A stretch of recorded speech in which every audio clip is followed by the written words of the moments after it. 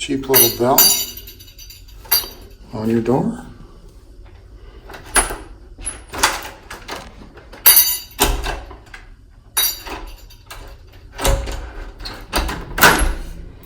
Basically anything that can make a little bit of noise.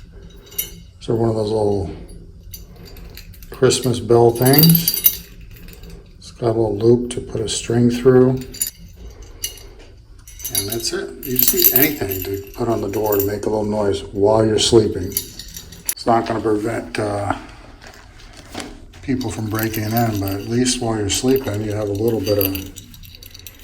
I mean, you can buy an alarm too. But otherwise, use one of these cheap. And then you can get some bigger ones with more bells. But really all you need is one if you have one around the house. Hope this helps.